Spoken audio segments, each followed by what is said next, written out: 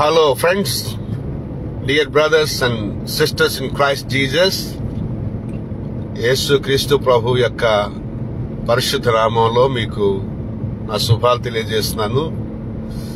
అలాగే ఈరోజు దేవుడు నా మనసులో పెట్టినటువంటి ఒక మాట మీ ముందుంచాలని ఆశపడుతున్నాను.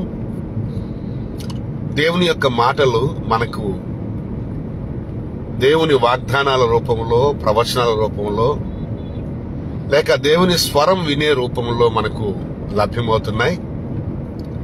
అలాగే దేవుని మాటలు పరిశుద్ధ గ్రంథమైన బైబిల్లో లిఖించబడినవిగా కూడా మనకి లభ్యమవుతున్నాయి. దేవుని స్వరాన్ని వినేటటువంటి కృప అంటే అది ప్రత్యక్ష జ్ఞానం. కాబట్టి ఈ దేవుని మాటలు మన కుటుంబాలను, మన సంఘాలను, మన సేవలను దీవించే మాటలై ఉన్నవి. ప్రతి కొరత తీర్చే మాటలై ఉన్నవి. దేవుని మాటలు విలువ కట్టలేనటువంటి గొప్ప అమూల్యమైన మాటలు. విలువలేని ఈ జీవితాలను,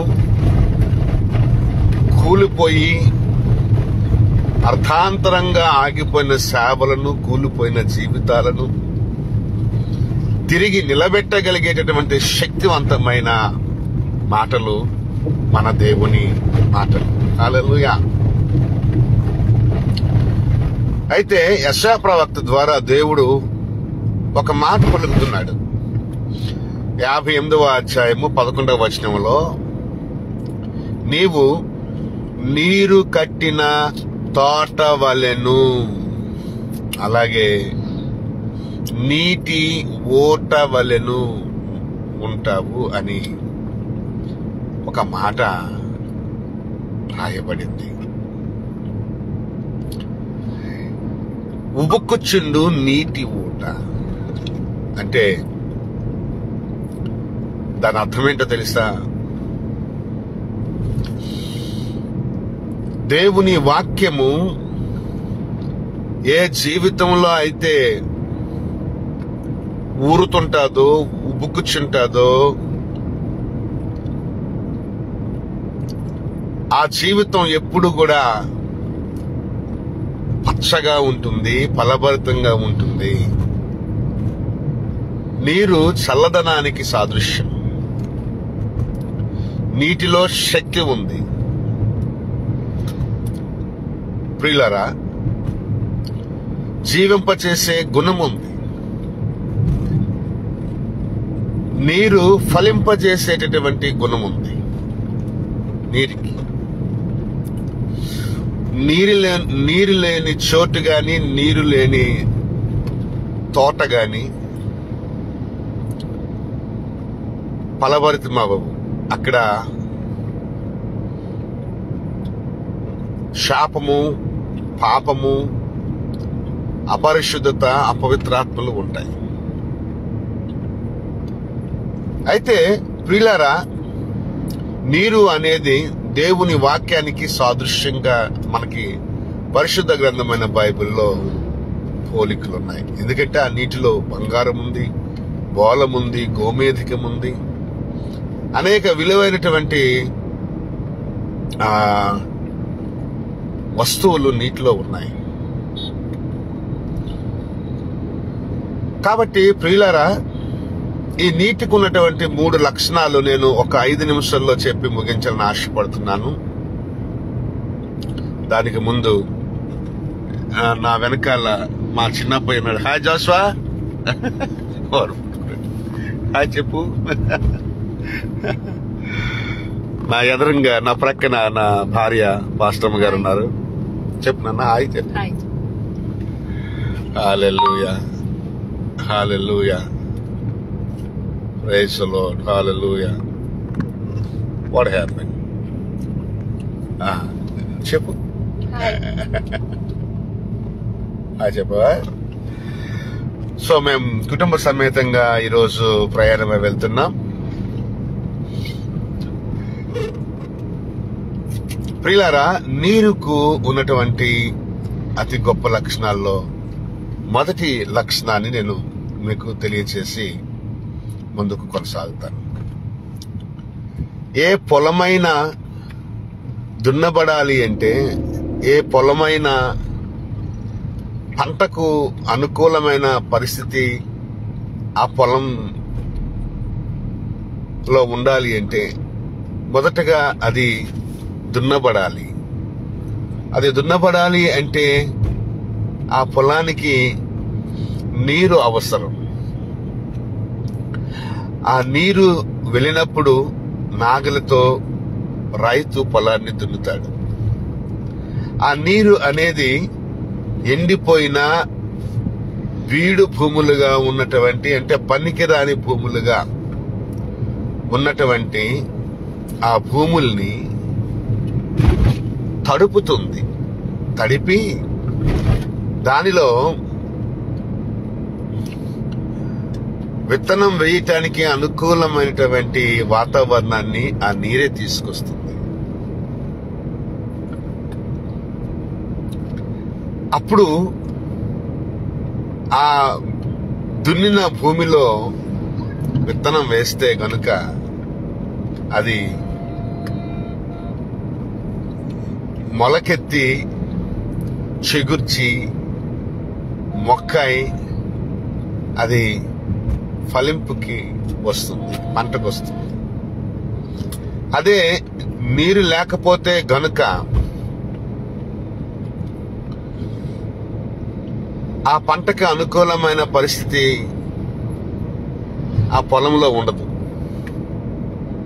కాబట్టి నీరు అనగా ఆకాశము నుండి నీరు వచ్చి భూమిని తడిపి అందులో వేసిన వాక్యానికి అది చిగురింపచేసి వర్ధిల్లింపచేసి సంతోష సమాధానాలతో కూడినటువంటి పంటను, దేవుని సంకల్పాన్ని, దేవుని యొక్క ఉద్దేశాలు నెరవేర్చేటటువంటి సఫలతను దేవుని వాక్యమే మనకి ఇస్తుంది.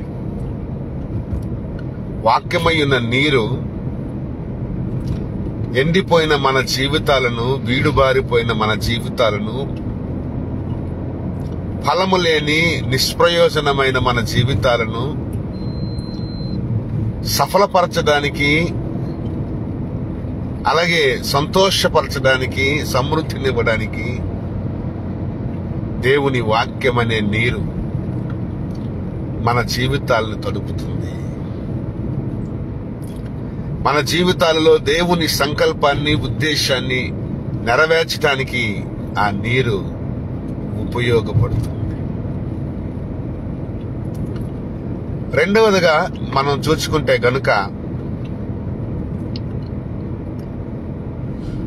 నీరు కట్టిన తోట అది పచ్చదనాన్ని, అలాగే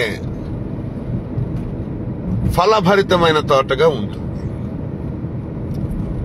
ఆ తోట వేళ్లకు నీటి ఊటను అందించేటటువంటి ప్రక్రియలో భాగంగానే ఆ చెట్టు ఎదగడానికి, ఫలించటానికి,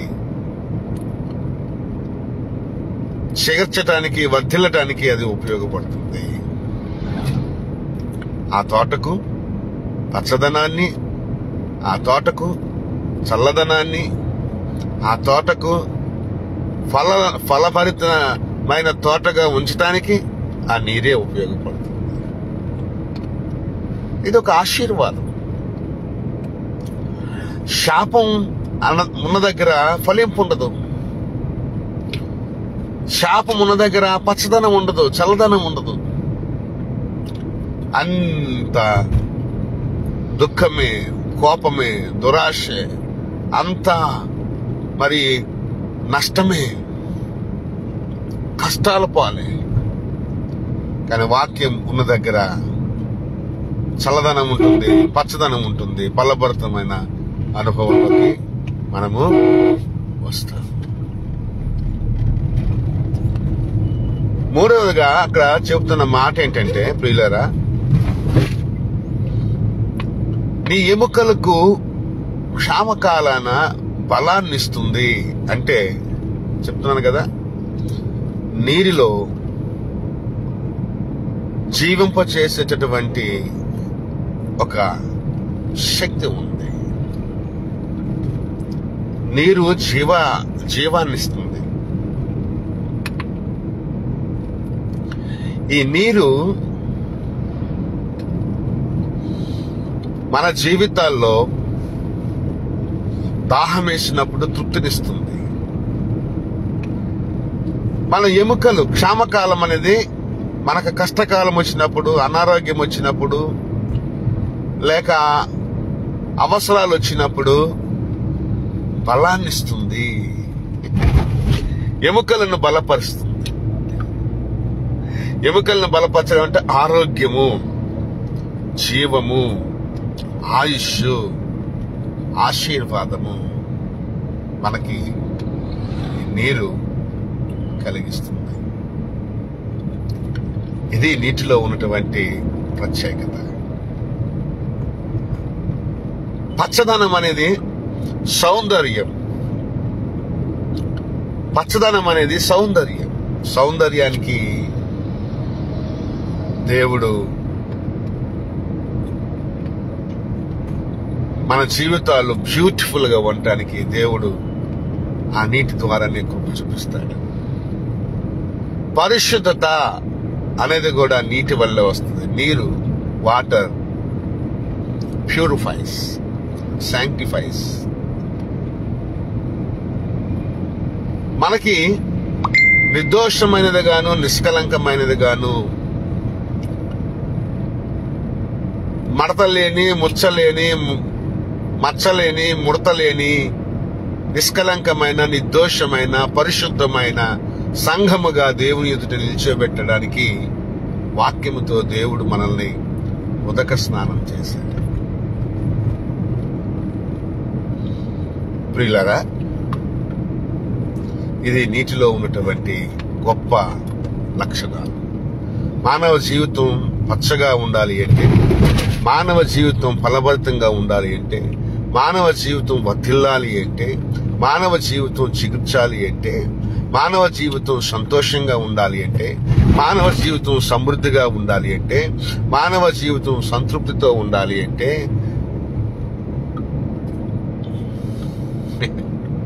దేవుని వాక్యం అనే నీరు చాలా అవసరం. ఉబకుచుండు నీటి ఊట. అందుకొరకే లిఖించబడిన దేవుని వాక్యం పరిశుద్ధ గ్రంథమైన బైబిల్లో నుండి రోజు చదవాలి, నెమరు వేయాలి, కంటతా పెట్టాలి.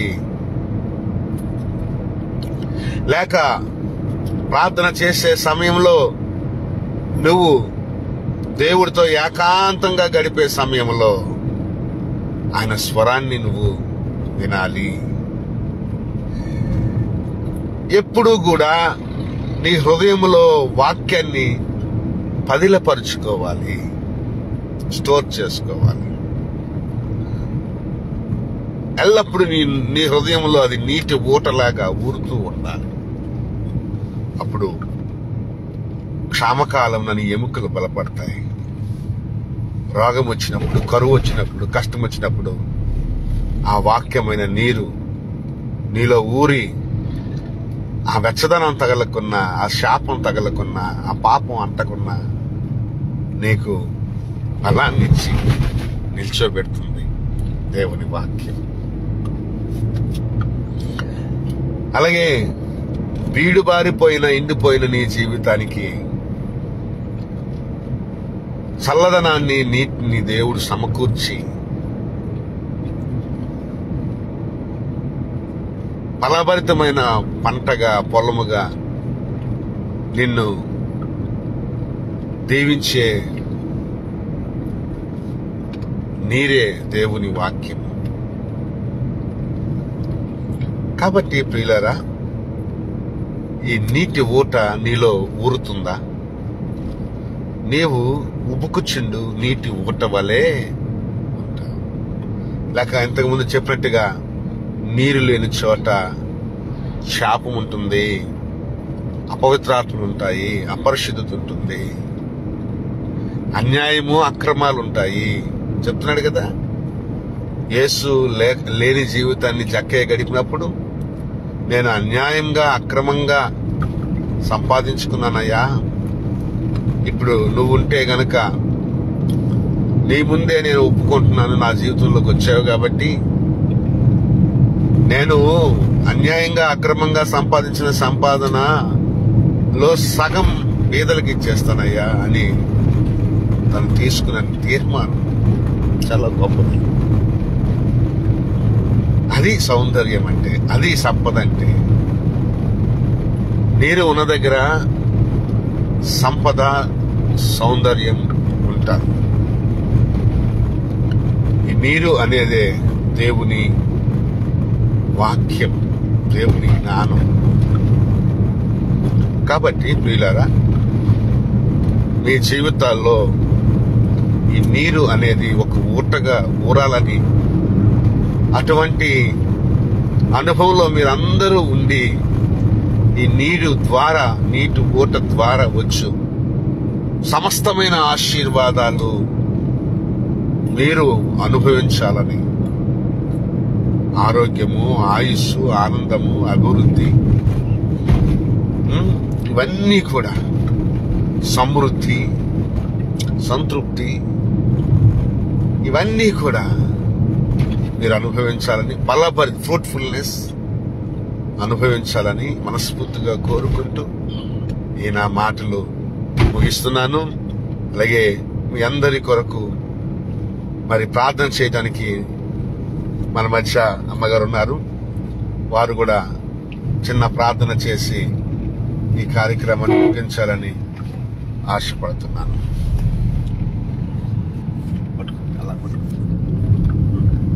సకల ఆశీర్వాదము కారణభూతుడా నీ ఘనమైన నామమును స్తుతి స్తోత్రాలు చెల్లిస్తుంది తండ్రి. గడిచిన దినం నుంచి ఈ దినం వరకు మమ్మల్ని కాచి కాపాడే, ముఖ్యంగా ప్రభా ఈ మధ్యన కాల సమయంలో తండ్రి అయా మీ దాస్ ద్వారా అనేక మందితో ప్రభా మీరు మాట్లాడేవు తండ్రి. ప్రభా అయా ప్రభా నీ వాక్యము ప్రభా మా జీవితంలో ప్రభా కడుతుంది కాబట్టి ప్రభా ప్రతి ఒక్క హృదయంలో ప్రభా మిండమైన ప్రభా వాక్యం ఉండాలి తండ్రి. ప్రభా దేవానికి స్తోత్రాలు. ఈ వాక్యం ద్వారా ప్రతి ఒక్క బిడ్డని బలపరచండి, దీవించండి, ఆశీర్వాదించండి. ఎంతో మంది నీ వాక్యం విన్నారే తండ్రి. ప్రభా నీ వాక్యంలో ప్రభా సంతోష, సమాధానం, ఆనందం ఆయా కష్టకాలంలో నా ప్రభా మీ వాక్యం ప్రభా మమ్మల్ని బలపరుస్తుంది, ధైర్యం ఇస్తుంది, సంతోషం ఇస్తుంది. ప్రభా వాక్యం చేత ప్రతి ఒక్క బిడ్డని పేరు పేరునే దీవించండి, ఆశీర్వాదం. యేసు పరిశుద్ధ నామములో అడిగి కూర్చున్నాం తండ్రి, ఆమేన్. ఇప్పుడు మన పరమ తండ్రి దేవుని యొక్క ప్రేమ, కుమారుని యేసుక్రీస్తు వారి యొక్క మహాకృప, పరిశుద్ధాత్మ దేవుని యొక్క అన్యోన్య సహవాసము, సమాధానము, నిత్య సంతోషము ఇప్పుడు ఎల్లప్పుడు సదాకాలము మనతో ఉండును గాక, సార్వత్రిక సంఘాలతో ఉండును గాక. ఆమేన్. యేసు రక్తమే జయం, శిలువ రక్తమే జయం. ప్రభు యేసు నామములో సంపూర్ణ విజయం కలుగును గాక. Amen. Thank you so very much friends. God bless you. మా క్రిస్మస్ ప్రాజెక్ట్ కొరకు ప్రార్థన చేయండి. అనేక మంది విధవరాలకి, అనాథలకు, సేవకుల కుటుంబాలకు, సహవాసాలకు, అలాగే గ్రామ క్రిస్మస్ సభలకు సహకరించాలన్నది మా యొక్క ఉద్దేశం. కాబట్టి దయతో మీరు మా కొరకు ప్రార్థించండి. దేవుడు మిమ్మల్ని ప్రేరేపిస్తే కనుక మీ అద్భుతమైన సహాయాన్ని మాకు అందించి సహకరించవలసిందిగా వేడుకుంటూ ఈ నా మాటలు ముగిస్తున్నాను. God bless you. Praise the lord.